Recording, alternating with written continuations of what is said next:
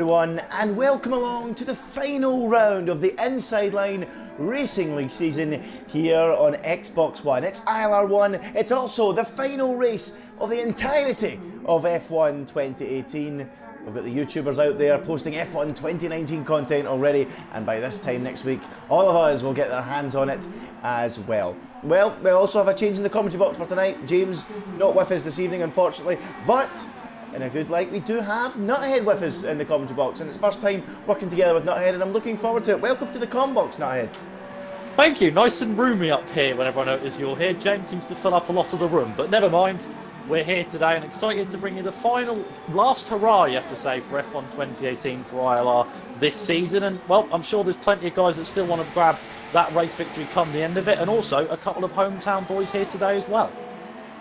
Yes, very well pointed out. You know, BRL João Pedro, one of the homeboys here, and VSR Sira 2, the two homeboys arriving at the Brazilian Grand Prix. And, you know, especially João Pedro joining the series quite late and showed some great pace, if I remember correctly, back in Monza. He'll be looking to get that win under his belt, and yeah, it should be an exciting race. Good to have a strong field as well, isn't it? 16 drivers showing up for the final race of the season.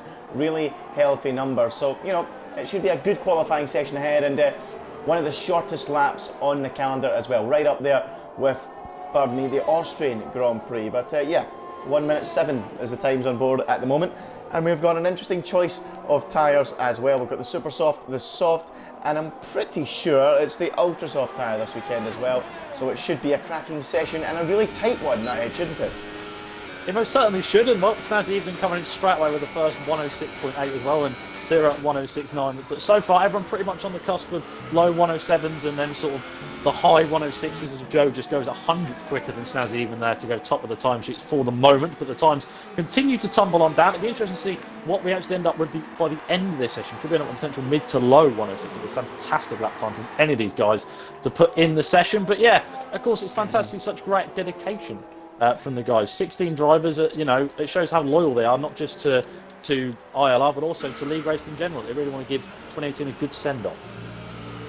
Absolutely, and what better track to do it on? Plenty of overtaking opportunities on this circuit, down into turn one, or at the end of the first sector, going down towards the Sierra do Lago. I really do butcher the pronunciations being Scottish, but I'll do my best. But yeah, great circuit, plenty of overtaking opportunities, and it should provide us, as you say, with a great send-off for F1 2018, and everyone can then uninstall and move on for the next game coming to you very, very soon. But I'm keeping an eye on BRL Pedro at the moment. Is he going to come into the pits? Yes, he is. He's currently 6th quickest out there on the racetrack, so no quick lap from him. Cyril, his fellow countryman, also coming in, and you know, these guys are passionately Brazilian. I've actually spoke to Cyril before, and João Pedro, and I remember Cyril saying if he ever got to the pro draft, he will go in there with a Brazilian flag on his back, and he really is a proud Brazilian, and you know, the Brazilians really are proud about their nationality across the board, aren't they? You've seen that in real life F1, and it's good to have people, you know, from South America joining ILR as well, isn't it? Yeah, I think the real big eye-opener for people in terms of like the Formula 1 drivers with their proper pride of the country was most definitely back when Ayrton Senna, if you remember rightly, he was deemed an icon of the country, and you remember the national sadness when sadly he of course passed away at the Imola circuit. But you know, still a fantastic pride from everyone that represents Brazil, even in other sports as well. You know, you look at football, when you look at other sort of sports around where the nationality is represented, Brazil is definitely one that drivers and players do like to wear with pride.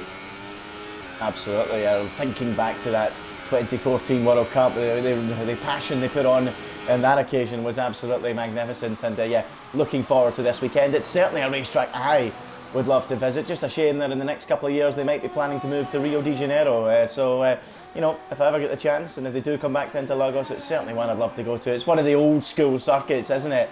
You know, the likes of Monza, the likes of Spa, Suzuka, Monaco, Silverstone. You could probably include it into that bracket, couldn't you, Nuthead?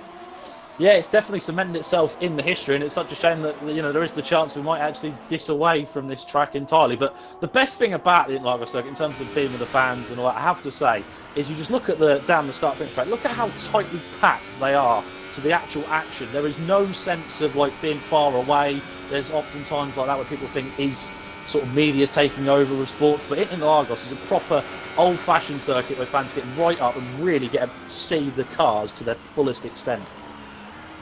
Absolutely fantastic circuit here in Interlagos. I'm going to try and find someone out there on the racetrack that's about to start a flying lap. Let's see if we can pick anyone up and we can maybe go for a ride on board. Reynolds is coming to the end of his current lap at the moment in P16. We'll wait to see him cross the line and see if he's going any quicker. I don't think so. I think he might have bailed out of this current lap. No, he's coming across the line. So let's go for a lap on board with EVR Reynolds, heading down towards turn 1 and into the Senna S, where we'll see hopefully a lot of overtaking. It's a difficult one, that, to try and spot the apex going into turn 1 and then sweeping downhill through turn 2 and then through turn 3. Where back in 2003 we had several drivers heading off into the barrier down there. Now at the end of that first sector, this is probably the best of the two main overtaking opportunities, and then sweeping downhill through this long left-hander and into the middle sector. And you know, another place where if you're really, really brave, you can sweep round the outside and make a manoeuvre there, but that would really take you off your feet. Then you get a little bit of deja vu in this section. You go downhill, then uphill, and then downhill and uphill once again in the middle of the lap. Single file around this area of the racetrack. Very difficult for any overtakes to be done. All about getting the good traction on the exit of the corners. And then Reynolds at the bottom of the hill, onto the throttle. So important to get a good exit because you're on the throttle all the way to the first corner. And he sweeps up the hill over 200 miles an hour. And then an interesting pit lane here, isn't it? You can really attack this one nuthead, can't you? Yeah, it's a proper aggressive one, and really one that the drivers should enjoy, you have to say. Is, well, lap time's coming in thick and fast, while Reynolds decided that that lap wasn't for him. Snazzy in 106.6, Jones drove 106.7, and then VSR Sierra and now BR Pedro makes it an all-Brazilian second row, 106.7 coming in for Sierra. About 700ths off of Joe, and then BRL João Pedro at 106.9. But go back to that pit lane, it's such a unique one for the drivers, because it's similar to the likes of Baku, except with the stupid wall in the way. You can really go in at full pelt, break out of nowhere, and then just about you watch that red marker of being over limit just ticking to the green at the perfect moment. You thought, yes, I've absolutely nailed that. Yeah, it really is a pit lane where you really need to try and steal a few tenths, a few seconds here and there, but yeah, exciting nonetheless, as we've got a few cars coming out back into the pits, as you mentioned. Are very tight at the top. Everyone in the 1 minute 60s in the top 4. Sierra and Pedro 3rd and 4th. Who else we got out there on the racetrack attacking at the moment? We've got CRG Pinecone, I think. No, he's on a slow lap, so we'll move away from him. TSR Bastic then at the bottom of the hill in the Renault. What can he do as he comes round and up the hill towards the start finish line? What kind of lap time can we expect from him? A 1:72, and he looks like he's bailing out into the pits. No, he's not. He's taking the shortest run to the line. What's it going to be for Bastic? Into the top 5 with a 1 minute 7.0. So impressive stuff there from Bastic, moving right up into the top 5. Not often we see him as high up as that, but plenty of time to go in the session. But like his Renault teammate, things seem to be going very well. And we should briefly touch on that. LCR Leopard last week wrapping up the world title with the victory in the United States. Limitless tried everything in his power to stop him, but by the virtue of a few tenths of a second, it went the way of the young Brit, or young German as he likes to be known, the LCR Leopard. So great job from him to win the championship. And you know, a couple of years ago, a couple of seasons ago I should say, he was so close to winning the title when Danny M7 and Martin were fighting all out together with Leopard, but he'll be absolutely delighted now to have got that first title under his belt. And he described it last week as the best moment of his life. Incredibly, and he's now gone quickest of all in qualifying by just a fraction. It just shows you just how much league racing means to these youngsters, and you know, it just shows esports is a thing for the future. It really is, isn't it? Yeah, I mean, take it from someone that's in a group chat with LCR Leopard. He was most certainly over the moon come the end of that one. I'd never seen the man in such very high spirits. He was really, really on one. And well, here today, he's got a very crucial thing to wrap up the double as well, Renault. Of course, if they outscore Mercedes by 11 points, because of course neither full-time Mercedes driver is here, and both Renaults are here, then they score 11 points between them. 12 technically, but I think 11 on countback might have them over the Mercedes team. But still, the opportunity for them to wrap the double up as well. But yeah, he was absolutely ecstatic. And well, as you mentioned, Son Esports is well and truly on its way to being the future. Yep, The youngsters all popping up out of nowhere. Some of the older drivers now. I mean, what do you call old these days? I mean, I'm 23. I feel old. All these guys popping up and absolutely rapid as Snazzy Evening comes across the line. Looks like he's about to start a flying lap, and I have to say, it's so tight. We predicted that with such a short lap here, but the top four, half a tenth covering them. It could be anybody's game here in qualifying, and I'm really looking forward to the final few moments. Who's your money on? Well, oh, blimmin' hell, you put me under pressure there. That's like putting on a horse bet. He's got no chance. He's won about 16, in my opinion. So, I'll go Joe. Screw it. I think I'm going to go MG's Joe. He's only 300ths off the pole. But I just like to point out, Andy, top 12, 4 temps. That's ridiculous. That is ridiculous. You're absolutely right. You've got the same gap between first and 12th than 12 and 13th.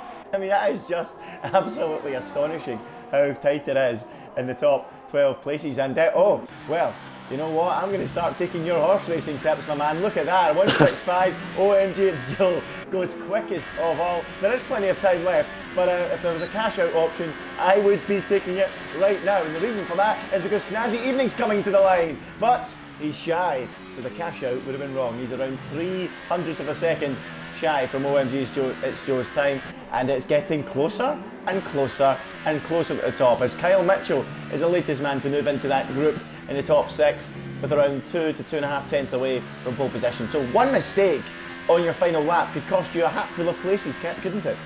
That's absolutely insane to think that, you know, just a slight bit of oversteer, a slight lock up in the one corner, and just like that, you might have gone from first down to 11th. It's that bad to really think that that is the circumstance, and that's how fine margins these guys do play at. And really does mean that we're in for what could be a brilliant final showdown in qualifying. There's only a couple of attempts. Guys might have made that one mistake we mentioned about, you know, for instance, Jason could come out of nowhere and be like, well, I made a mistake, lost 2 attempts, and boom, he's all of a sudden in the top 5. So it really is going to show that just how good of a qualifying track Brazil can be.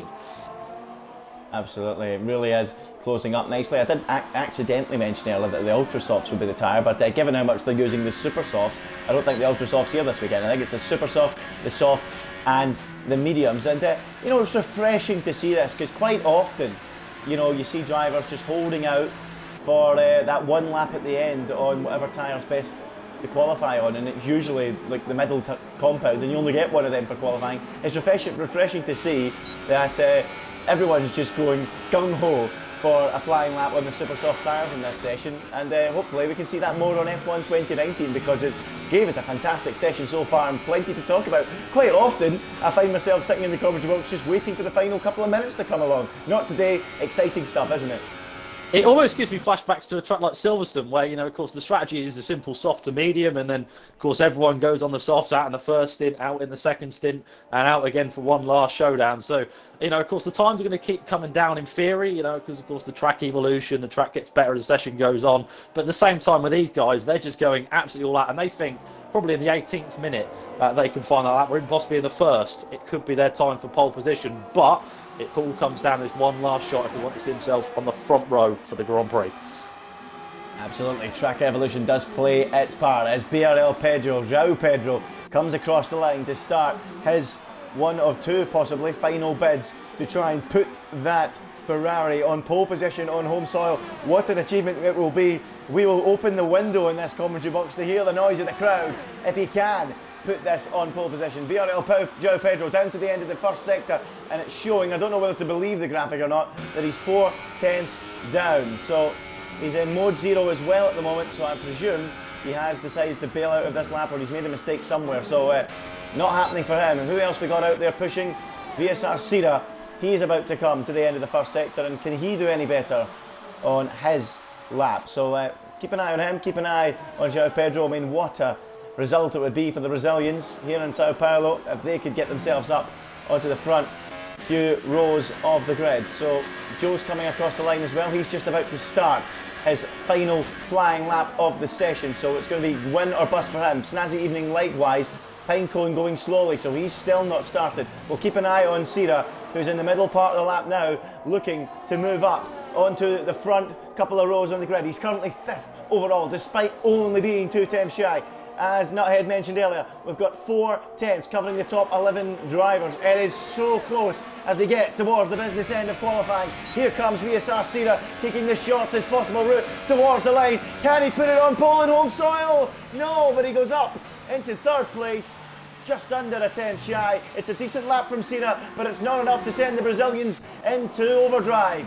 What about OMGHO? He's pushing now, and he is coming towards the end of that middle sector in the McLaren, sweeping down the hill. What's it going to be? You said, Nuthead, that he's going to put it on pole. Do you think he can? Here he comes towards the line.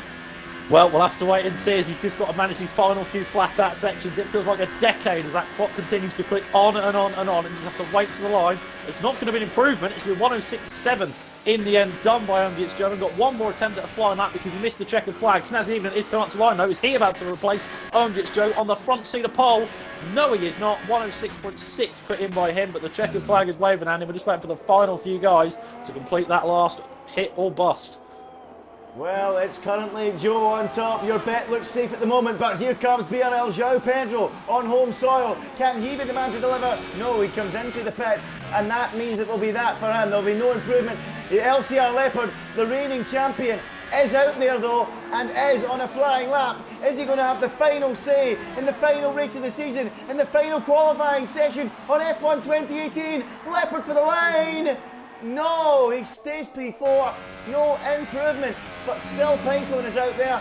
Is he pushing hard? Or is that a line for the pit lane? No, he's pushing. Here comes Pinecone. Can he take the pole right to the very end? No, it's 5th place.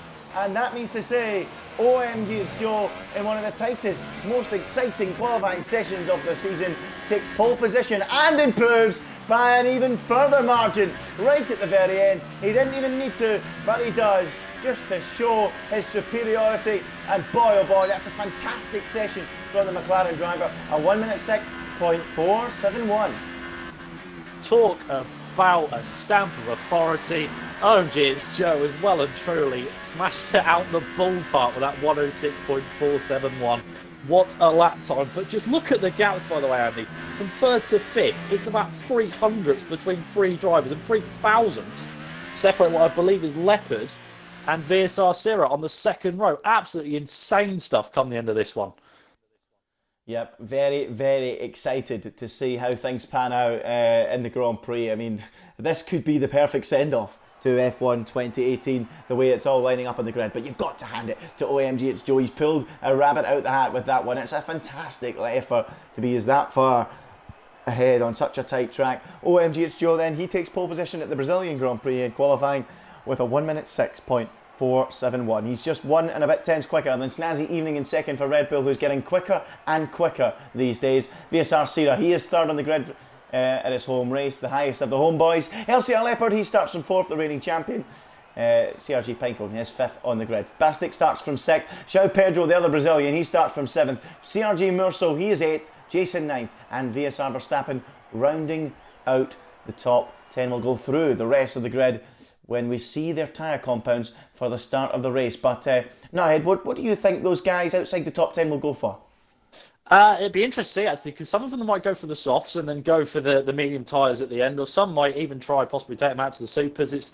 It's a weird track where you might see the guys outside the top 10, they're not going to go for most aggressive strategy. They might play it more strategic, thinking about the long game in this one. Or they might still, think, why not? I've got nothing to lose, and go off the line and suddenly end up P5 by lap 1 or possibly P16. You don't know. But yeah, I expect them maybe to go on the softs, but then again, I'm not a mind reader, unfortunately. I wish I was. Yes, and you're not a weather forecaster either, and neither am I, because I'm looking at the sky and I'm thinking, who knows, maybe a chance of rain later on in the race. It doesn't look like the nicest day we've ever had in Brazil. When I woke up out of my bed this morning, I brought along the brolly into the paddock because I heard the forecast could be rain, but you just don't know. We don't know, but it certainly looks like rather murky skies, kind of skies similar with Scotland rather than Brazil. I don't know what you think, Nuthead, but possibly a wee chance of rain in the air. Certainly looks like it. I think there is a wee chance of rain, and I'm sure you, of all people, being Scottish, should know exactly what it's like in terms of the weather when it's raining or when it's not. Do the old-fashioned, put your hand out the window and hope for the best. But nevertheless, these guys are going to still give it absolutely everything and blitz it out for 36 laps as they make their way off on the formation lap. Well, I've just had a look out the window. Shock horror, there's actually not a cloud in the sky here in Scotland, so I mean, that's a rarity. That is a rarity. I'm still taking my brolly if I go outside though, you never know. But yes, the car's moving off the grid, and we can get ready for this Grand Prix. Let's see what the guys outside the top 10 have done. You've heard the top 10 order already. P1R Brown, he is 11th, he is on the super soft compound. Then you've got EVR Reynolds in 12th position, also on the super soft compound. Nothing too aggressive, as you suspected. Then we've got something a little bit different behind that. Jork is on the soft compound in P13. Ghost Crab is on the softs as well. ESR Amaze and Kyle Mitchell complete the grid on the soft compound tyres. So 36 laps ahead of the drivers. Let's see how this one pans out. It's going to be pretty exciting. Such a tight qualifying session. Rain potentially in the air, looking at the sky. We can't confirm that or deny that. We're not going to put an announcement out like FOM though and say there's a 90% chance of rain when there certainly isn't. We're not going to do that, but we are going to say that there's a possibility looking at the clouds, and I'm sure everyone watching will agree, Nuthead. Yeah, I think they most definitely will, but of course, we're not the Met Office, we're not BBC Weather, we can't anticipate the precipitation in the air, and as well, of course, you mentioned it could rain any second. I mean, fortunately, we're in a place where humidity is high, so it could come out of nowhere. The same, of course, in places like Malaysia. Remember rightly back to 2009 when it absolutely caned it down. We could very much see a similar kind of outcome here today, but the guys are getting ready to get going and really end 2018 with a bang. Yep, the final race on F1 2018 for ILR and for many leagues this weekend, so this is going to be very, very exciting. It's time for F1 2018 to take a bow and return to the drawer, but before that we have got 36 laps ahead of us, the Brazilian Grand Prix. The 5 red lights are coming on, and for the final time in ILR on F1 2018, we are racing here in Interlagos as they move away from the grid. OMG, it's Joe, goes across the cover and covers off well from Snazzy Evening's fast starting Red Bull. Down into turn 1 they go. Are they all going to get through safely? It's still Joe leading from Snazzy second, Cena at his home race in third, and we've got an incident at the back of the pack. We've got Ghosh, P1R Brown and ESR Amaze all off in a spin with VSR Verstappen as well. Messy stuff down there, but back up at the front, OMG is Joe with the perfect getaway as Leopard and Bastic in behind that, scrapping away with one of the Red Bulls. That's CRG Merso, but all in all, clean at the front, not so at the back, so a little bit of contact for the back, not good for the two Saubers, not good for Verstappen, and ESR Amaze involved as well. Messy at the back, but clean up front, and a good start for OMG it's Joe. Yeah, absolutely cagey stuff at the back. I was on board with that. ESR Amaze and Gorsh Crab and P1R Brown all collected each other, and I think Verstappen then ended up sort of being an innocent bystander with absolute chaos at the back. But yeah, fairly disciplined with the front guys. They were fairly mute and knew exactly what each other was going to do. Joe, of course, immediately came off to block off the opportunistic move that could have come from Snazzy Evening, but it wasn't to be, and now can begin to settle down and hunker in for the laps that come. Absolutely, going down towards turn 1, no sign of any moves at the front. Certainly EVR Reynolds though, are going side by side with Jason towards that first corner. Are we going to see a move right round the outside here from EVR Reynolds? That would be really lovely if you can do that. Oh, Jason holds on and there's no way through. Let's go back up to the front in a moment. There's only 3/10 between them, but I'm going to stick with Reynolds for now. Is he going to try anything up the inside of Jason? Doesn't look like it, and he stays where he is in 10th place. So very, very close. Further down the field, it's going to be very difficult to try and break that DRS, especially with the field so tightly compact and so well matched in qualifying. And Joe at the moment already being closely followed by Snazzy Evening and the rest of the field as we get underway for the opening few laps here in Brazil. Yeah, but that's not going to help. Snazzy Evening's an absolutely terrible exit out of turn 9, heading into turn 10. He just got a little bit onto the grass and has ultimately lost a little bit of time, but obviously, thanks to the fact that he's, had superior pace so far, he's now still within DRS range to Joe. And of course, round here, it's a double slap in the face, really. You get it down towards turn 1 at the centre S as you come round turn 3, and just like that, you then got it down towards turn 4. But again, Snazzy closes, but I think not quite just yet. Fastest lap shuffling between the top 4 and 5 drivers. Incredible how much it's changing. It's changing so much that the graphics guys probably not even working on those graphics anymore. That's incredible how quick that was changing. As OMG it's Joe continues to lead from Snazzy second, Cena third, and Leopard in fourth. Leopard looking quite racy on the tail of that group. He's probably the closest of the 4 to making a move. Then you've got a 7/10 gap back to Pinecone, who's just slowly being dropped by the front four. Is it going to become a 4-horse race pretty soon? We'll have to keep an eye on that. It's very early doors to be saying that, but early signs showing that he's struggling to keep right on the back of them. But we'll keep an eye on it, and Leopard almost pushing Sierra through that middle sector, and he's lining up for a move pretty soon. But I think the DRS, which is now enabled, could come to Sierra's rescue. It might not, though, come to the rescue of OMG's Joe, because Snazzy Evening is looking very racy behind him as the Finnish driver, isn't he? He's looking for a move right now as they go climbing up the hill. The McLaren mechanics biting their nails, the Red Bull mechanics on the edge of their seat. They are ready to see a manoeuvre here. Are we about to see a change of leadership? Joe defends the inside. Snazzy's gaining, but he's not gaining enough, and it looks like Joe will hold on to the lead for this lap at the very least. Yeah, Joe got a fantastic exit out of what is technically the final corner on this race circuit, and then had an opportunity to just sort of scapper away before the DRS became enabled and Snazzy wasn't able to take full advantage. But you say Pinecone was losing contact, lost a little bit of time back to Leopard through the second sector. So there still is, obviously, you know, it's too early. Like the weather, we can't predict that one. It's still got a long way to go in terms of that as well. But also in terms of the battle between what could be for the race lead is really hotting up. But it'd be interesting to see how Leopard plays. Obviously, as you mentioned, look very racy. But will he actually stay behind Sierra and sort of wait and see what the carnage ensues ahead? Or will he still try and attack the Brazilian straight away? Because both drivers, of course, have the point to prove. Well, interesting. It will be one to watch, but knowing Leopard, I think with the championship wrapped up, he will just be absolutely going for it. Any opportunity he can get, he will take it. He won't see the need. He's got nothing to lose now. He's got that title in the bag, and he will want to win. He is a serial winner, LCR Leopard, and win at all costs. And here he comes then, round that final corner, and he's gaining and gaining. We're going on board with him, and is he catching Sierra? He is. Goshi's retired from the Grand Prix as they go down towards that first corner. Are we going to see a move from Leopard? He thinks about it down the inside. Just let Sierra know he's there in that yellow banana. There is the Renault. I think you'll see him quite clearly in his mirrors, but Sierra didn't need to go defending this time.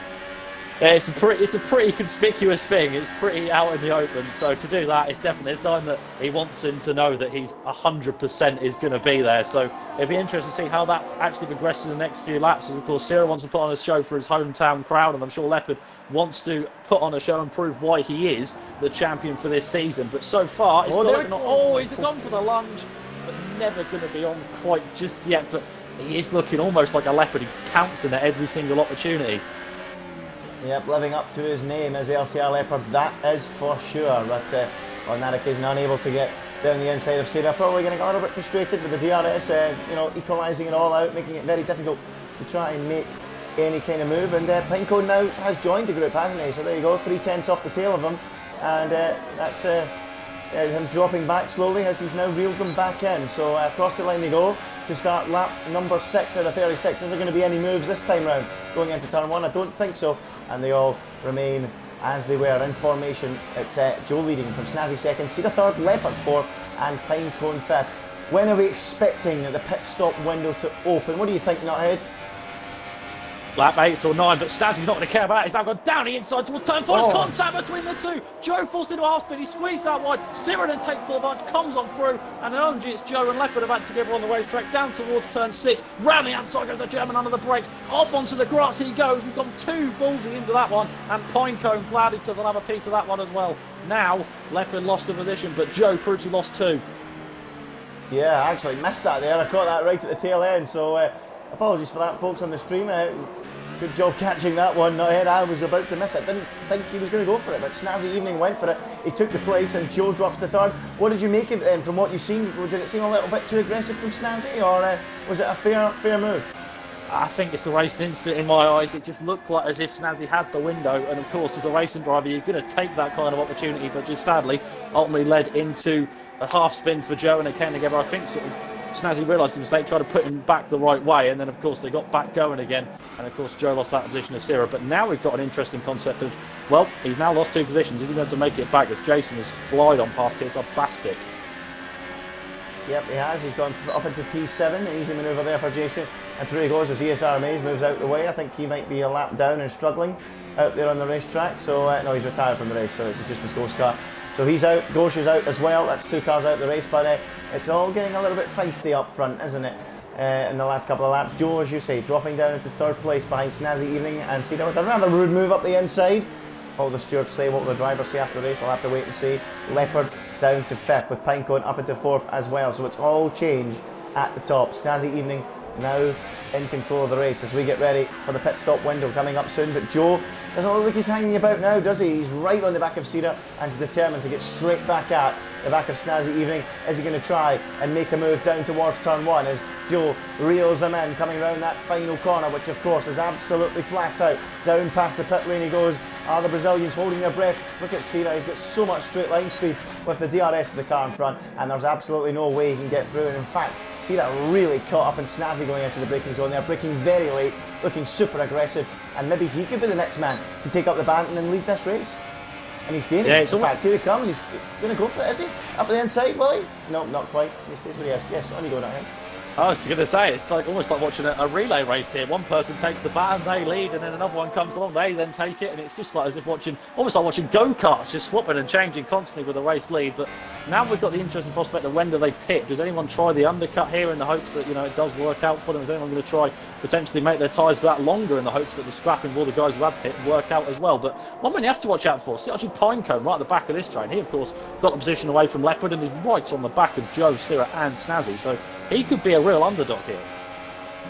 Yeah, dark horse, that's for sure. It's just in behind them in qualifying and now slowly moving up a place with at the expense of Leopard and now nibbling at the heels of the top three. So CRG Pinecone certainly going to be one to watch here today, no doubt about that. Lap 8 out of 36, and are we going to see a chase for the lead? Here comes Sira, and listen to the crowd, they're on their feet, and Sira dives up the inside and takes the lead of the Brazilian Grand Prix, and the Brazilians go crazy. Fantastic stuff from Sira. We have a Brazilian driver leading the Brazilian Grand Prix, and Snazzy could do nothing. The DRS was so powerful, and the Sira flies past. Textbook manoeuvre, easy as that, wasn't it?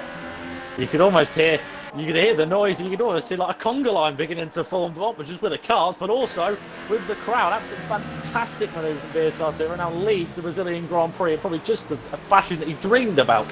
He now, of course, has the opportunity, but now the question is, will the Finnish driver be able to come straight back at him? Because the DRS toe has been so strong around here, it might be a matter of seconds before the lead is faded back away. But for now, they get to have their moment because VSR Sira leads the Brazilian Grand Prix. Yeah, well, it's all shaping up to be a classic. We're having a good send-off so far, and look at that, Snazzy's a little bit wide, and now Joe will fancy his chances, climbing the hill, side by side they go. Let's watch on board with Pinecone as he gets a front row seat. Joe breezes past Snazzy Evening and then fails for the pits at the last minute. Oh, that was so close. Now Joe goes to the inside. Pinecone, he's going to triangle right round the outside into the centre S. He can't do that. Joe has it covered, and he is now up into second place, but Sira has a 1 second advantage, and that could be absolutely crucial in the outcome of this Grand Prix, and that will please the Brazilian faithful, that's for sure. This is the middle, it's got to be the middle sector of dreams from VSR Sira to just pull out that second window and keep it there, because then Pinecone can hinder Joe, and that will just do him an absolute treat. But going back to Snazzy there when he came into the pit, the biggest issue with Formula 1 2018 has been desync. How on earth did they not come together in that? That was absolutely ridiculous. It was bold. It was very, very, very bold. And that could have ended in an aeroplane crash going down towards turn one, but thankfully it wasn't to be. I'm sure we all remember.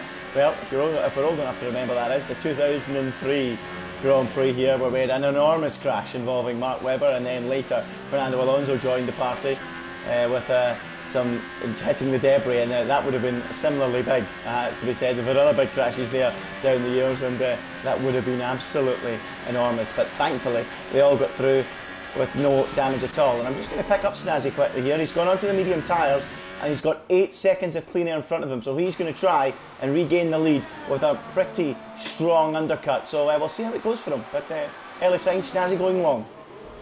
Yeah, it's going to be interesting to see how he works with their medium tyres. Because of course, some of these guys might still think, well, my supers feel great. I don't know why on earth he's doing that, but it could be the call of dreams, getting that undercut, and then of course having the crucial thing. Because of course, despite the fact it's such a racy track, it is still quite a tight one in terms of the track limits, in terms of Brazil. So he will have that crucial advantage that every driver wants. He'll have track position potentially, but still, those top three still planning to continue on.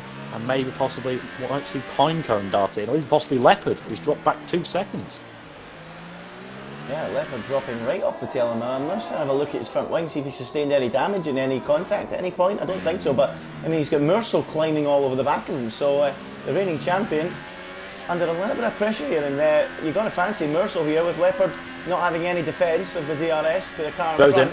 And Mersel, in comes Joe, yeah, and in comes Leopard as well, and Mersel will breeze past then up into what will now be third place. So let's keep an eye. Oh, that's not good for Leopard. 5-second stop-go penalty for speeding in the pit lane. So that's going to hamper his progress. Imagine that was still in the midst of a championship battle. That would have thrown the cat amongst the pigeons if Limitless was here and Leopard had, you know, they have went and done that, but thankfully he'll be okay. But where is OMG? It's Joe in relation to Snazzy Evening. That's what we need to know. Snazzy Evening coming round, and there's Joe. This is going to be very close. Joe's still ahead then. So Snazzy ahead of OMG, it's Joe, sorry, ahead of Snazzy Evening. And well, Snazzy's undercut wasn't quite enough to work, but he's right behind him. He's on up to temperature tyres, and he's going to try and move as he has to back out on the throttle going up the hill into the right hander. Is he going to try and dive up the inside? He sure is! In typical Snazzy fashion, they rub wheels and they're still going side by side. I said in qualifying, this is usually single file. Not in ILR, it's not. And Joe just about gets the elbows out and defends brilliantly to deny Snazzy Evening the chance to go through. Great racing between the pair, great awareness, and Joe remains in front. But all this is playing into the hands of VSR Sira, isn't it? Yeah, Sira's now in. Same with Pinecone, more so. Jason, Bastek, all of them coming in, but yeah, it's worked into their hands beautifully, because of course there's no love lost between these two at the moment in terms of battling. Of course they came together early in the race, and I'm sure they've been rivaling all season. So now it comes again an opportunity for Snazzy, closes and closes, but once again Joe sticks in the middle of the track and might have the possibility down towards turn 4. But where are the leaders in terms of Pinecone? Is now coming round towards turn 3. It's going to be close with him, but I think they're going to come out clear, and Sira is just about in front. So now we still have that four-way train that we wanted. It hasn't separated. Yeah, it has not separated at all. What I'm slightly surprised about is that Sira's not further up the road with Joe and Snazzy battling, but of course I'm forgetting that he pitted a lot later, didn't he, of course, so that would have taken that away from him, that advantage he might have got with those two battling. So as it is, it's all worked out perfectly for Sira, as he still has the lead and he's got the fresh tyres. So the ball is now on his side of the court, and you've got to say he's the favourite, but you never know. It's so tight, and Joe on the up to temperature tyres is climbing all over the back of him and is ready to try and make a move as they go down at the bottom of the hill through Jinsao, where Lewis Hamilton took away the position from Timo Glock back in 2008 to win the championship on the final lap in what could only be described as one of the most dramatic moments in Formula 1 history. But we're about to rewrite a few ILR moments in history here, because we've got some side-by-side action here into turn 1. Joe tries down the outside of the home favourite. He's going to have the inside for the next corner, and I'll tell you what, that is absolutely brilliant if he can pull it off. They're going side-by-side still through turn 3. Incredible action. Sira gets a 3-second time penalty for running slightly off the racetrack. He still has the position, and here comes Snazzy Evening out of nowhere. Down the inside he goes on Joe and takes the place away. Joe tried everything to take the lead. Next thing you know, he drops down a place and into third place, and it all changes like that. It might not be officially first with Jock leading, but it essentially is. Incredible racing between the top 3 drivers. This is what we want to see on a final race on F1 2018. Great drama, great driving, great respect between them all, and it's now Sira ahead of Snazzy, ahead of Joe, ahead of Pinecone. Brilliant stuff. That is how you put on a show for the final time of F1 2018 in ILR, most definitely. What a battle and sign.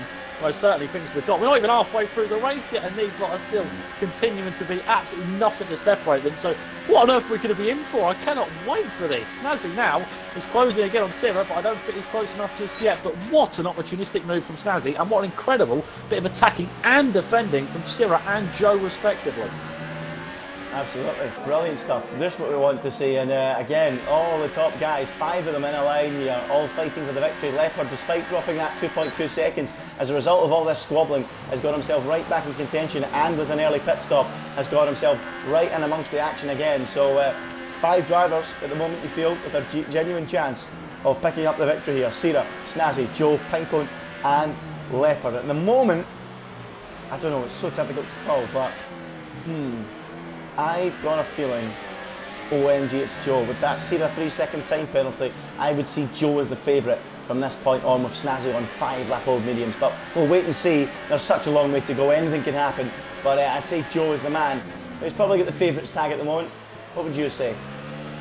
Well, I'd have to agree because Sirra in that scrapping, by the way, Joe did pick up that 3-second time penalty, which could come costly to him in this Grand Prix. With how close the rest of the field is, that could be clinical. But he's not going to waste little time. He's now going to try and find a way past Snazzy even once again, potentially. He closes under the brakes, potentially out of the lunge. Does close, goes down the inside, does It's Joe on Snazzy even, holds his nerve, and before the big rich turn 2, he's through. But for how long? Because Snazzy has the run potential to come back at him. Well, great stuff there from OMG's Joe. He's through, but is Snazzy going to fight back? Nope, doesn't look like it. And Joe, on those fresher tyres, now has the track position to go chasing after VSR Sierra. You've got a question whether Pinecone is going to be next in line, or Leopard, you never know. They're so closely matched to have a go at the back of Snazzy Evening, the Finnish driver. It's getting very close, and well, it's only lap 16 out of 36. We're not even halfway, as you mentioned, and it's flown by. It's been absolutely phenomenal in this. Snazzy gets a little bit wide, and Pinecone seizes the opportunity, dives up the inside. They're still side by side. Oh, touching wheels down the hill through the left-hander. Well, great stuff there, and Snazzy just about uses up one of his 9 lives and holds on to 4th position. So here they go, up the hill they go, and CRG Pinecone can sense an opportunity here. Snazzy's dropped out of the DRS zone, and this should be candy from a baby. Oh, lovely switch back to the inside from Pinecone. Great judgment. They're banging wheels again into turn 1, and Pinecone has the upper ground. Contact! Oh, incredible. Almost 3 wide now, going through the second corner and through turn 3. Leopard's getting himself involved. It's a cat amongst the pitches. 3 wide they go now into the braking zone. This is absolutely astonishing. Unbelievable. Are they going to make it through? Oh, just about. And Snazzy somehow maintains 4th place with Pinecone 5th and Leopard 6th. They're in the same positions they were before they started. How? I don't know. Wow. Oh, that was hold your breath kind of stuff. You couldn't quite predict that. Heading into turn 4, 3 wide, and well, it all probably started from the contact between Pinecone and Snazzy. Meanwhile, Sierra has found a way past Joe, and now, found a way past York, and now Joe going to try and funnel through as well. But what a battle! But crucially, look at the gap now they've got ahead. It looks to be a 2-horse race all of a sudden, because Snazzy, Pinecone, and Leopard are now 2.5 seconds behind Joe and Sierra. Yeah, they're really struggling. It is becoming a 2-horse race, there's no doubt about that. Pinecone must be getting increasingly frustrated. He's trying to engineer a move on Snazzy Evening. He's going to try again down the outside with the overspeed. Can he outbrake him? Snazzy's late on the brakes as always, but he's still holding on. Is CRG... no, he's not. CRG Pinecone round the outside and through he goes. Lovely move around the outside, and now Leopard is going to join the party. Snazzy really struggling. He's going to try and go back on Pinecone. No, Leopard backs out of it, but Pinecone's late enough on the brakes, and he should now be able to complete the move and get on down the road, because he's clearly got a pace advantage on those fresher tyres. Goodness me, Snazzy Evening involved in all the action so far this afternoon. I wouldn't rule him out having a go here on Pinecone. No, he doesn't. Thinks better of it, and he's now down into 5th place. Net P4, of course, when Jork pits. Wow, what a race. He's a walk-in highlight reel, you have to say. Snazzy Evening so far. He's been right on pretty much every single opportunistic overtake we've had throughout the entirety of the Grand Prix, and I don't think that's going to stop now. But crucially, of course, Snazzy Evening doing his best to hold down P5 and potentially stick on the back of Pinecone for now. Of course, going to get the DRS as well for this section, which could just keep within an arm's reach in case Pinecone does slip up. But now, of course, all this scrapping has allowed CRG more so to potentially close up as well. So we could now have another Red Bull on the charge as well. And of course, you might see the 2 Red Bulls with the gamesmanship and hold up Leopard in the hopes. But meanwhile, we now, of course, have that 2-horse race for the race lead, and Joe is going to do his best to stick with the back of Sierra for the race lead. Absolutely, and I have to say, as you mentioned there about Snazzy Evening maybe holding up, I think it's going to happen anyway. I just don't think he's got the pace anymore on those tyres, and good to see CRG Murso having a strong afternoon. That's what we love to see. And you know, it's been frustrating at times for him on this game, and things now coming together in this final race of the season, so he'll be hoping for a strong result. He's not been in the thick of it at the front today, but he is now homing in on them quietly. Could be a dark horse for a strong result, that's for sure. But let's go up to OMG's Joe, as you say, reeling in Sierra, and you've got to feel he's going to have an opportunity as Pinecone is overtaking Jork, and I'm pretty sure the rest of them will follow through pretty soon. Don't expect Jork to fight this too hard.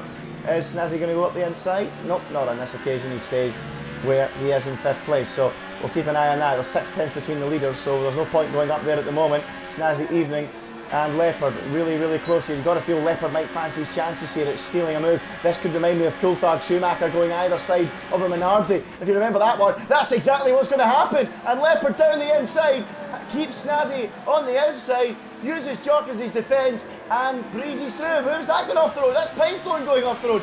Goodness, this is crazy. What is going on today? Pinecone goes off on his own as Leopard pulls off a beautiful move, using Jock as a marker to go past and up into third place, and at the same time Pinecone just drops it by himself and drops all the way to 7th place. What is going on this afternoon, Nuthead? This is crazy.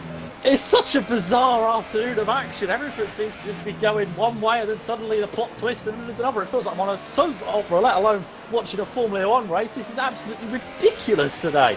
But now, of course, well, Leopard's in the third, Snazzy in the fourth, but I did see, and I'm not sure whose it was, but when I saw the 3 wide in towards turn 3, I saw some sort of front wing of object fly off one of the cars. I have no idea which one. Could have been York. I think it might have been, but I saw something fly off of that. It could have been Pinecones as well, but crucially now, he's under threat from CRG more so going to turn 1, but I think York is going to come into the pits, and yes, he does. And what about Pinecones? Is he going to fancy his chances on his CRG comrade down towards turn 1 on his comeback? He is going to go to the inside line, under the brakes. Has he got the nerve? He's going to do his best, and I think more so, rather sailed and let him go on through. Yeah, and Prix goes back up into 4th position. Oh, what has happened there? Snazzy out of the race? Oh, missed that one. What happened? Where's he pulled up? Went on board with Verstappen to try and spot it. He's on the softs. In the pit lane. Must have been in the pit lane then. What has happened to Snazzy Evening? He's out the Ring Grand Prix then. Must have retired in the pit lane. So, Snazzy Evening out of the Grand Prix, and now drops out of contention. So the man that's been giving us, as you put it perfectly, a moving highlight reel, a running highlight reel, is now out of the Grand Prix. Well, stop the race, folks. That's it. Race over. Incredible. Turn your tellies off. It's done. Yeah, exactly. Brilliant action Snazzy's provided us, but I'm sure there'll be plenty more to come in this Grand Prix. And OMG, it's Joe. He's going to be one of them. He's right up behind Sierra. 6/10s, 5/10s. It's been fluctuating around that area for a number of laps. But of course, with Sierra's 3-second time penalty, he doesn't need to make that move. But, you know, if you're a driver, not ahead, you want to do it on the racetrack, don't you? You don't like finishing second on the road. Everyone's racers, and I'm pretty sure he's going to go for it if he gets the chance, isn't he? Yeah, it's just what it's all about. You know, obviously you want to provide a good show and you want to really put on a good race. It's what it's all about in league racing. It's why people join league racing. They want to really have a good battle for the race lead. So I'm sure Joe is just going to put that 3-second time behind him, and of course maybe possibly even give Sierra the moment he wants to see it. His home race, he's already had plenty of them this time round, but you know, maybe give him that one final reel as they come up towards lap 36. But this gives me flashbacks, by the way, Andy, because I'm an avid watcher of ILR every single week, to Brazil last season, I believe, with a Veloce surprise, where the two leaders just sort of stuck together, and on the very last lap it finally went for the moves towards the end. So we might see the same here. Yep, very often you see that on this game. They just wait to the end. I think it's a lot of it's tactical with the ERS and things like that as well. They just wait and wait and wait, and then pounce right when their opponent's at their most vulnerable, and they don't have time to respond and recharge that battery. So, yeah, we'll have to keep an eye on it. But Joe's certainly gaining now. Look at that, 3/10 the gap. That's as small as it's been, and he's just going to try and wear VSR Sierra out. Obviously, Sierra will be hoping that the longer he stays ahead, the more he frustrates Joe and makes Joe make a mistake and pick up a time penalty. Could you maybe do me a wee favour now? Can you click on Joe and tell me on the race director how many warnings he's got? Because that could be a key factor in this Grand Prix. No doubt. We know, of course, just the one. Sierra's got just the one. Okay, so there you go then, folks. If you're tuning in, one penalty for one penalty for VSR Sierra and one warning for Joe. So Joe's still not got anywhere near enough to warrant a time penalty. He's got 2 more warnings in his pocket before he picks one up. So at the moment, if he just drives behind Sierra and keeps things under control, he should be fine and will pick up the victory and rob the Brazilian on his home circuit the chance of victory. But you've got to feel Joe is very close this time coming up the hill as he moves up into 8th gear in that McLaren and he's going to try and line up Cena down towards turn 1, is he? He's gaining as they reach the braking point. It's 2 tenths now, the gap, getting closer. Cena a little bit out of shape there, and this has now put Joe in a great position to try and make the move, going through turn 3 and down towards the end of that first sector. The gap around 3 tenths. He's gaining now though. Is he going to try down towards the braking zone? Nope, not close enough, and he stays in P2 on the circuit, but net leader as a result of Cena's penalty. So that's what's going on up front. Is there anything else we can pick up in the field? I don't think so. This is probably the place to be at the moment, the place to watch, and you just got to wait and see where Joe will try it. But I have to agree with you. I wouldn't be surprised if he just waits this one out to the end of the Grand Prix. Yeah, well, there was an interesting scrap going on about last lap. It's begun for the last couple of laps actually, between TSR Bastic and EVR Reynolds for 8th place. A fantastic little scrap. We've seen the spotman change so many times, but Bastic's been ahead now for about a lap. But these two are sticking to each other like super glue at the moment, so it could be interesting to see how those two get on. Of course, Jordan currently on for 1 point and closing in as well at 4 seconds. So you might see a three-way train involving 2 Toro Rossos and a Renault. But Joe, once again, is closing and closing. But I reckon he probably wishes that straight was 100 metres more longer, as of course you can see as it continues on down on the old formation. But again, there's a bit tight on the line, but Joe looks far more aggressive ending turn 1. Yeah, I'm actually quite interested watching that. I'm going to keep an eye on that over the next couple of laps. That might be Cena's line into turn 1 actually, the wide entry and then cutting right across the curb, rather than the gradual entry into the corner, nice and smooth. So we'll keep an eye on that over the next couple of laps. That was an interesting insight there. That's the last couple of laps Cena's done that. Maybe he has just been a little bit too hot into the corner, or maybe that's his genuine line, or maybe he feels that's a good defence. You know, maybe it keeps Joe off the throttle that little bit longer. You know, that question mark about where Cena's placing the car, what kind of speed he's going to have coming out of there, perhaps. But I'm going to keep an eye on that on the next lap, because it's definitely interesting watching drivers with different racing lines. It's something I always like to see. It just shows that it's not always the one line round the racetrack that works. There is varying ones, and that's what I like in the wet conditions too, which, by the way, any threat of rain, it looks to be abating because the sun is burning through the clouds and it looks like it's going to be dry to the checkered flag. And Cena on this occasion looks to have opened up a tidy little gap over OMGH Joe as they cross the line to start lap 26 out of 36, hasn't he? Yeah, he seems to have pulled out that gap again, and well, again, you know, sticks to the inside that little bit more, but Joe kind of does the same. And well, I've been furiously writing all these notes that drivers take different lines in the corners. I'm doing best trying to take the notes to be a better racer myself, but never quite been on the level of these guys, but still furiously typing as we watch. But of course, yeah, you know, Cena's doing a fantastic job to hold the race lead. Interestingly, of course, as you mentioned, pulled a bit of a gap out, and it seems to be as if the second sector just seems to be his time to shine, really, when of course the DRS is not enabled. He just sort of plugs away at that gap, and I'm sure if that gap gets towards 8 tenths, alarm bells might start ringing here with Joe that Cena is pulling that gap away. So keep an eye on that gap as we come through the next couple of laps, because it might begin to fluctuate just that little bit. Yeah, you know what? I think it's time we have a little look at Reynolds and Bastic. Let's keep an eye on that briefly, but we'll keep an eye on that gap too, in case Cena can, as you say, build that up to a few more tenths. But for now, let's take a look at this battle you were watching earlier. Reynolds against Bastic. Really hot battle, and as you say, they've been swapping positions a few times. Bastic in front at the moment, and Reynolds in behind. Let's see how that one pans out over the next couple of laps. The scrap for 8th and 9th, 4 World Championship points up for grabs.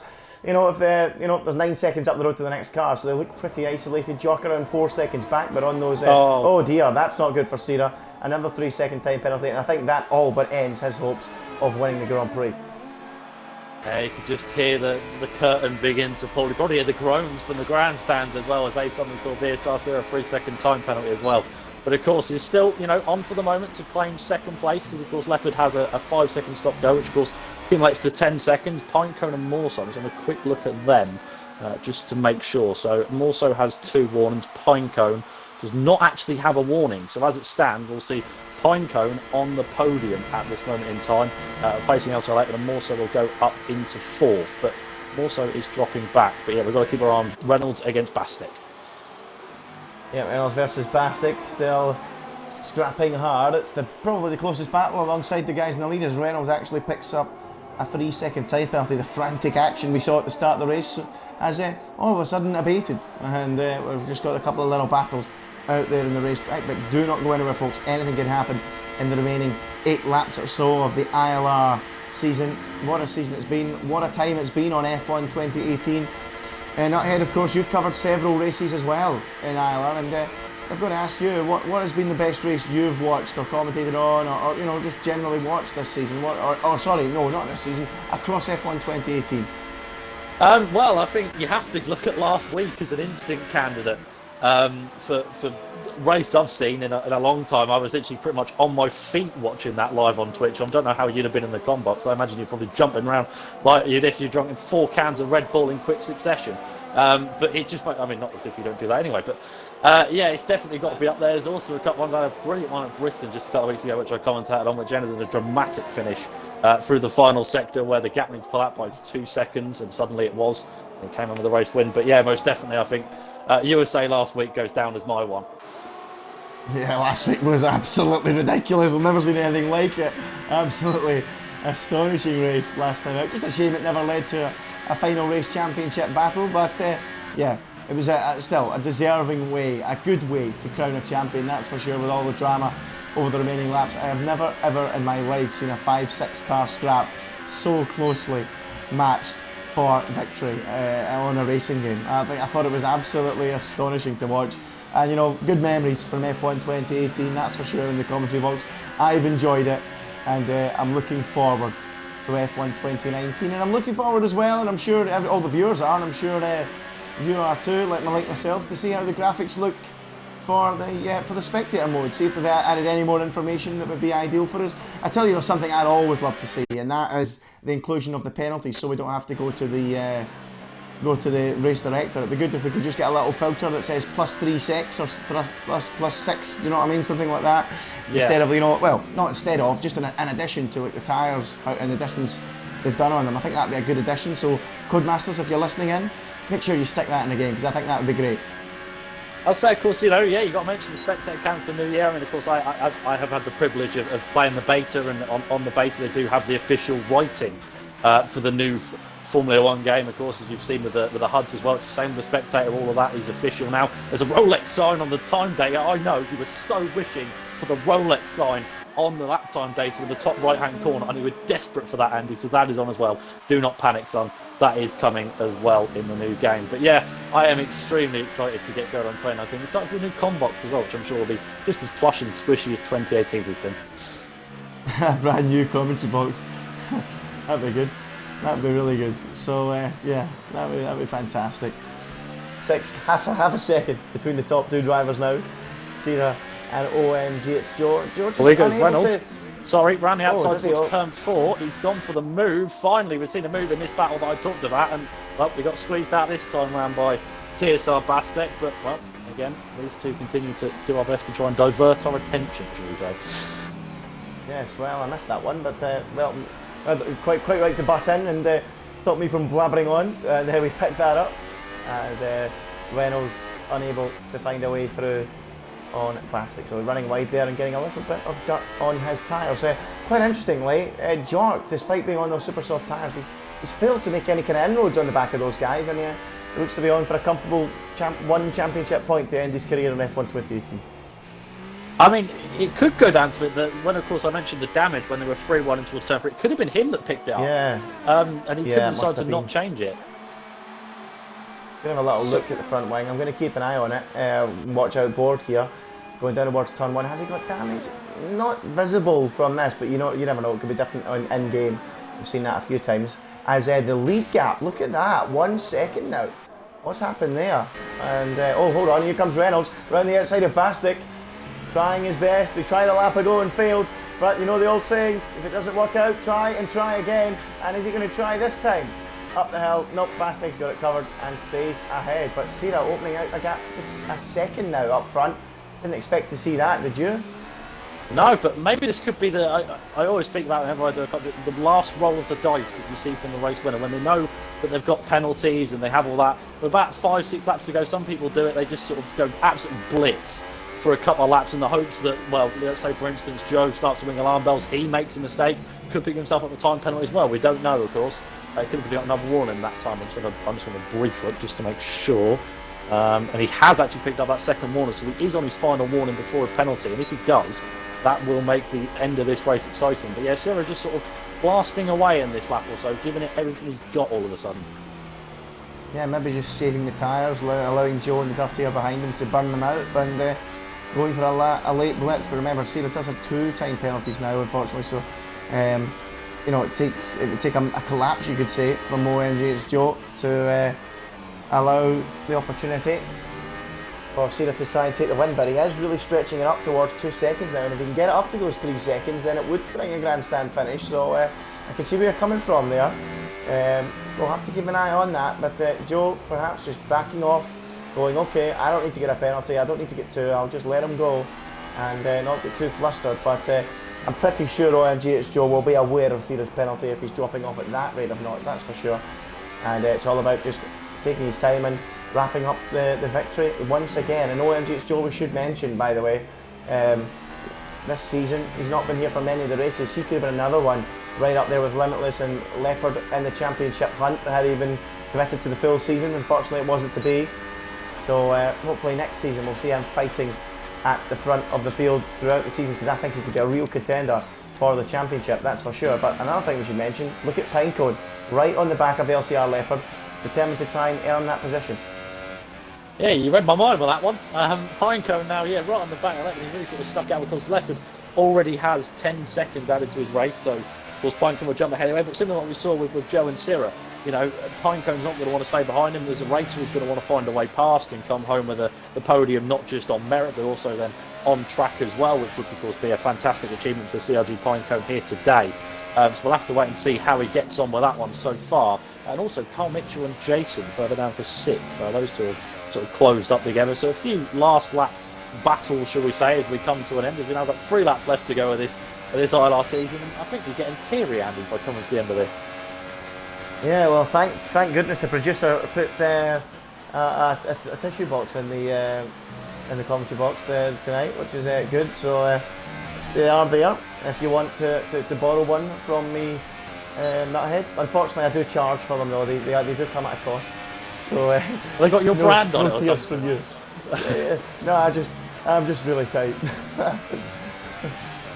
Wherever there's a penny to be made, I'm going to make it. Yeah, meanwhile, by the way, we've got to talk about the action, because Reynolds has passed Bastek in towards turn 1, and now coming down towards turn 4, Bastek will come back at him, long way round, under the brakes for the Renault. Has he got the nerve potential? Constructors chance from lap 36. He's going to try and do it. Is Reynolds going to try and squeeze him out again, going side by side towards turn 5, gets a bit on the curb, and that only lost the position, and Reynolds now back down to 9th place, but that scrap between them two, it just sort of pops out of nowhere. They just think, oh, I think we're going to battle now, and then a couple hours later, we'll get on board with it, and it's dead as a disco. Yeah, it just seems every time we start talking about something else, they go, okay, let's have a battle. But okay, good stuff there from Bastek, getting back ahead of Reynolds. Good little scrap going on there. It's been an enjoyable little one that's kept us excited throughout the Grand Prix. But getting us excited now is CRG Pinecone going down towards turn 1. Is he going to try again on Leopard?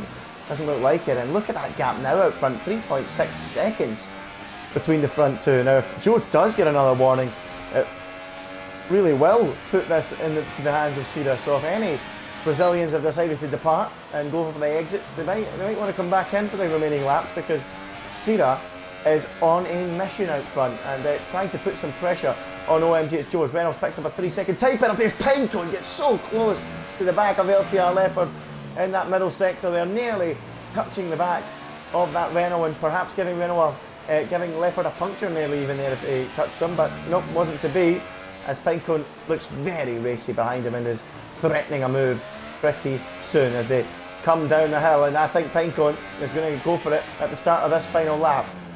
Let's see if he can do it as they go through Junsao and begin that uphill climb. Pinecone getting on the throttle nice and early. He's perfectly positioned. He should surely complete this move from here. Strong favourite to take this position away on the racetrack. We know he's going to get it anyway due to the penalty count. Leopard defends the inside. Is Pinecone going to try this? Whoa! Tried the switchback.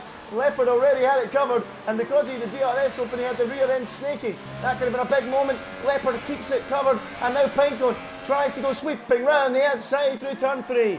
Unable to do it, but the battle rages on as they go down towards turn 4 now. Pinecone on the outside. Can he drive right round the outside of Leopard, the reigning champion? Oh, yes he can. Beautiful driving from Pinecone, and takes 3rd place away on the road. Oh, Leopard's off. That is the move of the race.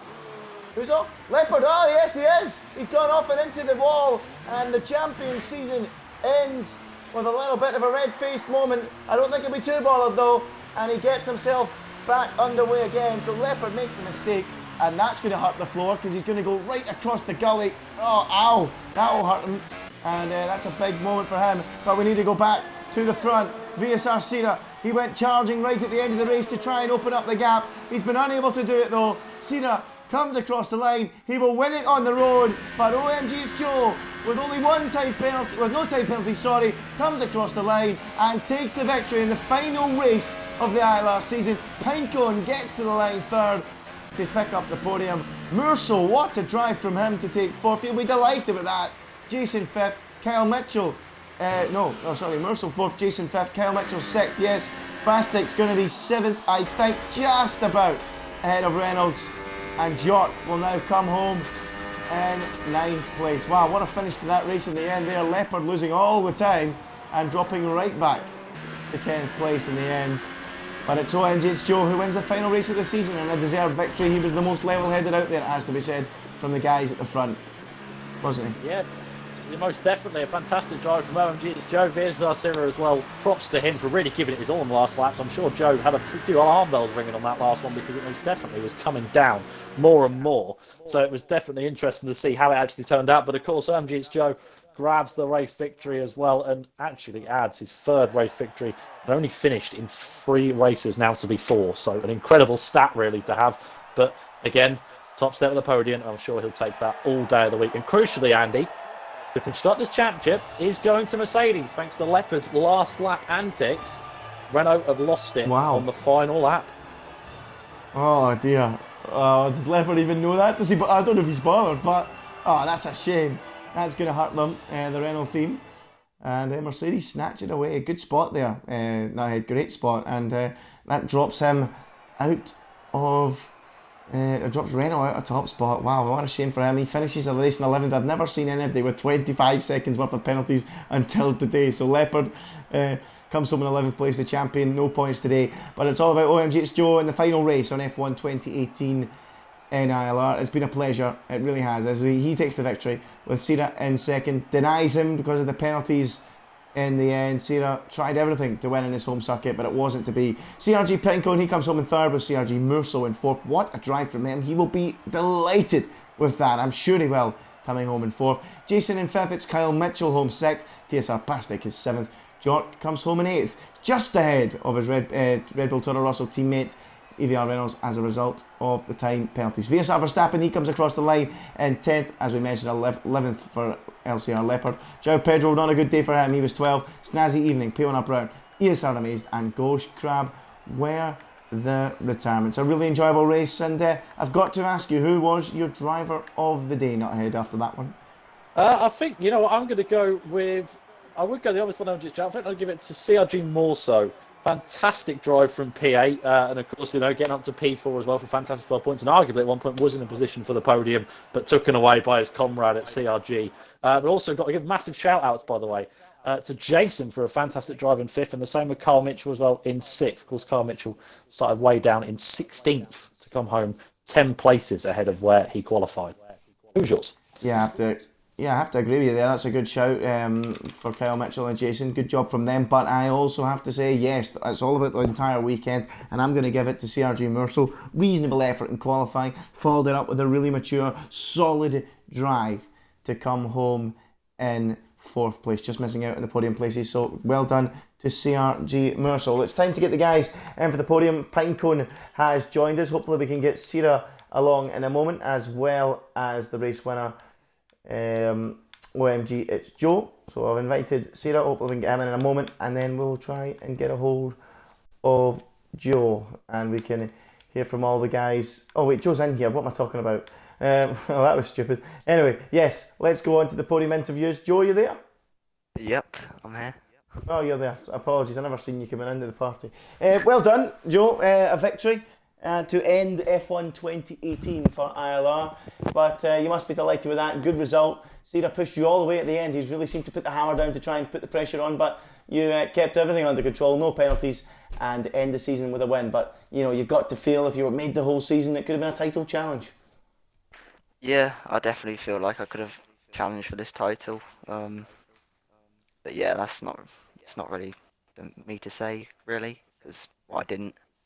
But yeah, the race was interesting. I was just keeping it all under control, and then I got a massive hit from Snazzy. I don't know if you caught that. I'm hoping it's desync, otherwise yeah, he'll have some explaining to do, which kind of screwed up the rest of my race because that gave me a bit of tyre wear, and then I wouldn't have been able to go the extra lap on the supers, which I had planned to do at least, and that's why, yeah, I had to back off massively at the end of the race because my tyre wear was, yeah, well, I was on about 70% on lap 33. Yeah, Hmm. it wasn't great. So, so do you think you would have been threatening for a puncture then?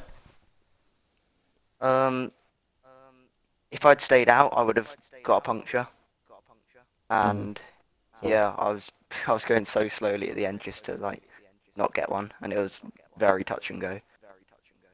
and of course, I suppose you were well aware of the penalty situation in front, so just about not getting a puncture and ensuring you didn't get any penalties yourself. So yeah, you must be pretty happy with that. But I mean, it was a tight race in the early stages of the race, the first half of the race, plenty of action out there. The top 5 or 6 cars all in close proximity. But you know, Snazzy Evening, you're hoping it was decent. Are you talking about the move into turn one, or was it the one at turn four? Turn four, I kind of just got like a whack up the inside, which kind of like sent me off, and Hmm. Cyril got past. Yeah, I Hmm. mean, I'll have to see it from his POV first before I comment on the situation, really. Okay, no problem. Congratulations on the victory. F1 2018 comes to a close. Joe, are you looking forward to the new game? How are you thinking going into that? Have you played the beta or anything like that? Anything to build on, or anything you know about the new game that suits your style, or anything like that? I have played the beta, and I don't really like it, but from what I have heard, it's the actual game's quite a bit different in terms of the handling and like the actual pace of the cars, which is, well, it's a positive thing. So yeah, I'll have to see really. Yeah, I don't really know what I have to say. Okay, well, it's been a pretty successful time on F1 2018 for you. Plenty of race victories in AOR and in ILR. So, congratulations on your time on F1 2018, and I hope to see you on F1 2019. Congrats on the win. Let's move on now to the home favourite, Vesar Sira, who came home in second today, first on the road, but time penalties cost him. Sira, talk us through the race. It could have been a victory today, but it just wasn't to be. Yeah, Is he here? I mean, Nice, I'm not nice. getting used to it to get so much pace like I was today, so I just was just pushing my all absolutely limit. So I just got 6 warnings in the center S and the X of the right hand. So it was kind of difficult to get the consistency with a receiver warning, especially in this corner. But I think I performed well, except for the end of the race, which I was struggling with the tires and I was afraid to get a puncture. I just had 2 punctures in this week, so I was afraid to get the third one. By my luck, I just finished with 80% of wear. Unfortunately, wasn't able to get the 6 seconds to get the win. But I just like the drive. Just had to lose the race in my home, but I like the drive. Yeah, well, we mentioned in commentary that the Brazilians are always very passionate about being Brazilian, and I know you're one of them as well. Does it always fill you with pride if you can win your home race as well in league racing? Yeah, of course. I mean, I have a little consider good results in Brazil, and I wasn't expecting to win today, but I just really, really want to win today because it's my home track and one of my favorites as well. So I had a little thing to motivate myself to push into this race, and when I set myself into the first place, I said I can get it, but it was almost there. Okay. Well, congratulations, good job on P2. Well, how are you feeling ahead of the new game, Sarah? Is that something that you look to push on and move up a level on the new game? Oh, I just tested the beta since I was selected for the beta testing, so I just felt how the car is, how the handling is.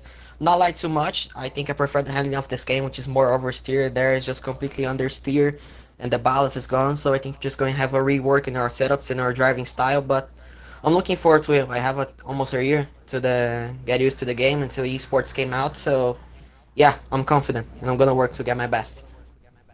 Okay, well, congratulations on P2 today, and hope to see you in fine form on F1 at 2019. Now let's finally end with CRG Pinecone. Pinecone bringing it home in third place today. How do you feel about that one today? A pretty solid drive. You were on the fringes of the battle at the front, sitting in behind early on, but picked your way through, and despite a major moment, has to be said, going through turn 3, you survived to live another day and brought it home on the podium for some champagne. Yeah, you're a lot more positive than I am about that one. Yeah, but yeah, it all kind of started with a really poor quali. It was, I mean, 6.6 or something like that. It's just, quite frankly, it's not good enough. There was a lot more potential in the car. There was definitely a 0.4 in the car, but I just didn't extract everything out of it.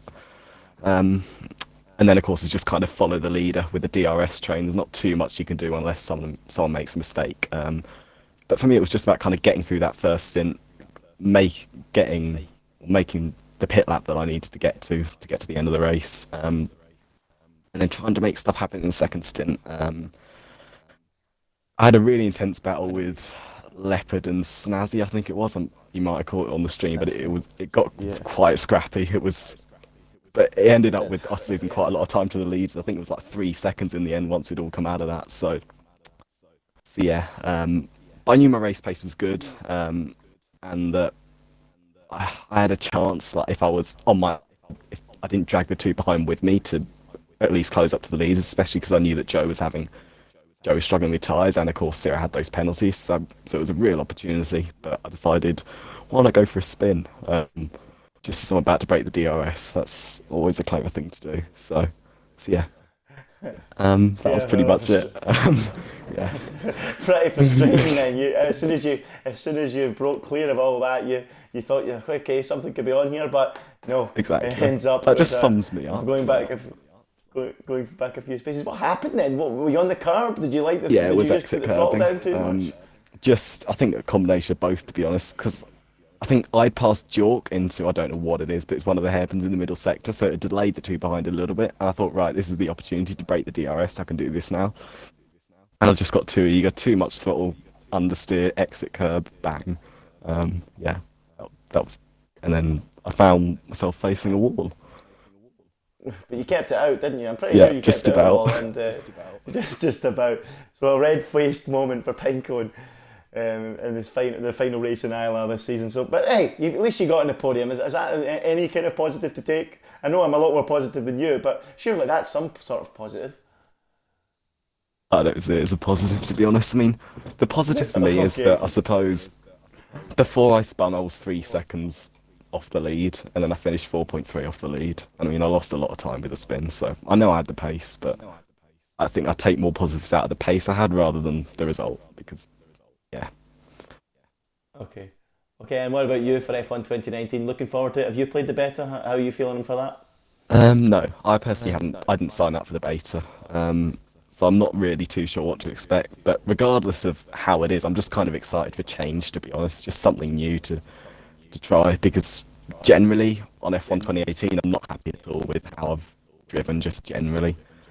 The results haven't been what I'm hoping for. I mean, I know it's been big improvement from like sort of 2017, but I'm ambitious. I still hope for more. I'm still going to be fighting for podiums and wins all the time, getting that consistency up. So 2019, that's certainly the aim. And of course, with the removal of the ballast, I generally prefer understeer to oversteer, so that could be helpful in that sense. So I don't know.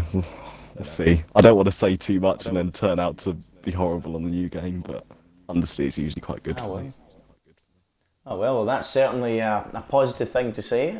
Positive things ahead. Well, there is some positivity in this interview, at least. So we'll wait and see how that pans out. But yeah, looking forward to see how your pace turns out to be, Pinecone. But that's all from me. Have you got anything to add, Nuthead, from what you've seen today? Well, no, of course, just congratulations to the 3 podium sitters. Congratulations to my Xbox for suddenly kicking back in the gear after freezing throughout the first 2 podium questions. So, yeah, well done to my Xbox, shout out. But, yeah, no, pleasure to bring you all the action. I think, however, Gorsh wants to come in and say something himself. He put it in our little group chat that we're in, so I'll bring him in. See what he's got to say. Let's bring him in and see what he's got to say. Are you inviting him in? Yeah, I think I have his name. Okay, well, if you do, feel free to invite him. But yeah, that rounds off the podium interviews at the very least. I think Gosh is going to give us a little speech. I think get the tissues out, get the tissues out, folks. How much they cost again? Yes, 20 pence a tissue.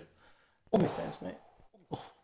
That's not too Fredo, bad. or a tissue. That's not too bad. Yeah, yeah. Come on. I've got to make my money somewhere.